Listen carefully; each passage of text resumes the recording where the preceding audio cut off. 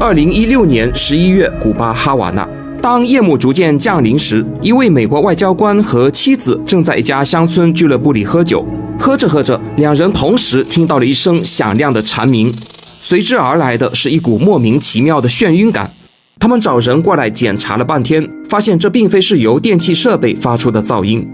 蝉鸣声最终在两人离开俱乐部后消失，不过它似乎具有很强的攻击性。在接下去的几天时间里，两人一直有头晕目眩的感觉，认知能力下降，走路歪歪扭扭的，就像喝了酒一样。后来没有办法，只能住进了医院。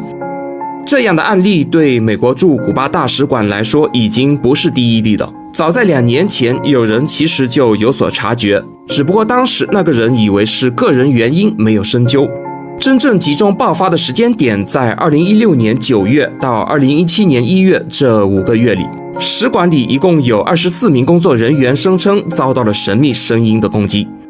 几个月后，这些人被美国政府送到了宾夕法尼亚大学一家医疗机构接受治疗。医疗机构随后将结论报告发表在了美国医学会杂志上。结论部分声称，这些人的大脑网络受到了广泛的损伤，但都没有相关头部外伤史。24人中，后来只有7人重返岗位。这个事情一经曝光，立刻在国际上引起了不小的轰动。那个攻击美国大使馆的神秘声音就被外界称之为哈瓦那综合征。根据使馆的人事后回忆，在刚被攻击时，有人听到的是蝉鸣，有人听到的则是尖锐的金属摩擦音，还有叽叽喳喳的声音。不过他们的后遗症大同小异，比如头晕目眩、失眠、身体失衡、认知能力下降等等。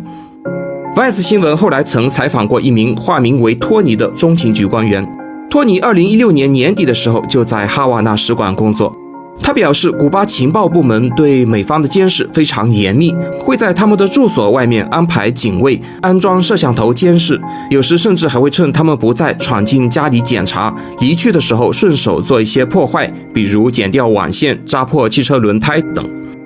记得那是在2016年12月的某天半夜，睡梦中的托尼被鸣叫声惊醒，头部瞬间感到一股巨大无比的压力，他赶紧从床上翻滚下来躲避。此事过后，他开始出现头晕、头痛、流鼻血等症状。托尼怀疑是古巴政府对他发动了攻击，美国联邦调查局当时也这么认为，但古巴政府那边却发表声明称，古巴从来没有，将来也不会允许任何人利用古巴领土对认可的外交官及其家人采取敌对行动。随后，他们召集了一个由2000名科学家和执法人员组成的庞大队伍，对美国外交人员住所附近的空气样本和油污样本进行了采样，又采访了大量居住在附近的居民，但一通忙活下来，没有任何发现。另外，当初在遭到攻击时，一个美国外交官表示自己录制到了哈瓦那综合症的声音。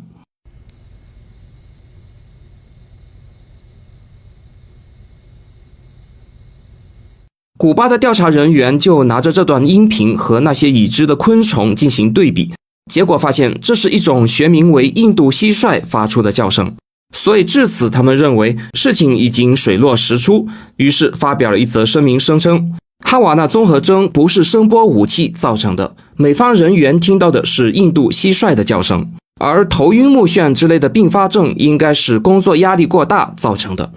这样的解释在美国看来显然太过牵强，于是就决定撤回外交人员，驱逐2名古巴外交官。但这个事情诡异的点就在于，哈瓦那综合征并没有到此结束，反而蔓延到了全世界的美国驻外机构。德国、波兰、莫斯科、格鲁吉亚、乌兹别克斯坦、越南、广州、台湾、哥伦比亚，甚至连白宫内部都发现了一例哈瓦那综合征。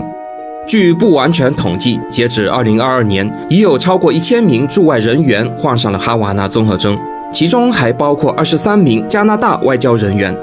显然，这已经不能用蟋蟀来解释了。而对于那段录制的音频，外界猜测可能是外交人员在遭到攻击时，附近刚好有一只蟋蟀在叫，一起被录了下来。